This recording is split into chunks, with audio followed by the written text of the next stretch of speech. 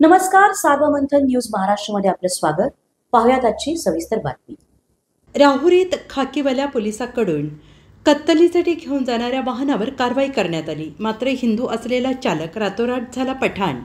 Rahuri police कर्मचाऱ्याची किमया उघड, वेगवेगळ्या चर्चांना उधाण. आणि याबाबत सविस्तर वृत्त असं.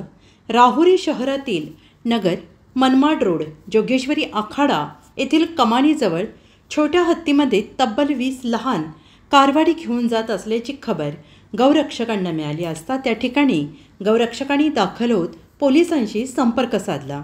आणि यावेळी गाडी चालवणारा उत्तम नावाचा हिंदू वाहन चालक मात्र रातोरात तो पठाण झाला. कत्तलीसाठी घेऊन जाणारा हिंदू वाहन चालक हा मुस्लिम पठाण झाला कसा, हा खरा सवाल उपस्थित केला जातो आहे.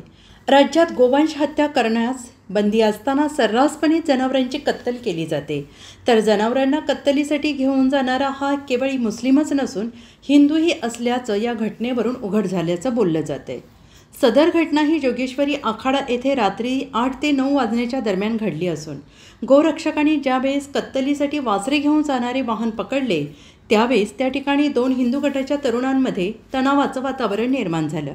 ज्याच्याकडे कत्तलीसाठी घेऊन जाणारी वाहने पकडली तो वाहन चालक हा हिंदू होता आणि तो याच भागातील असल्याकारणाने हिंदू तरुणांनी त्याला कुठल्याही प्रकारची इजा केली नाही. मात्र त्या वाहन चालकाच्या मुलाने आणि इतर गुंड प्रवृत्तीच्या तरुणांनी त्या ठिकाणी येऊन दमबाजी करण्याचा प्रयत्न केला.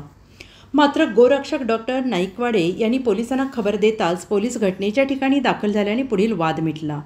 सदर वाहन हे राहुरी पोलीस ठाण्यात आणण्यात आलं. गुन्हा दाखल झाला. मात्र तो उत्तम नावाचा हिंदू वाहन चालक रातोरात मुनीर पठाण झाला कसा, याबाबत वेगवेगळ्या चर्चांना उधाण आले.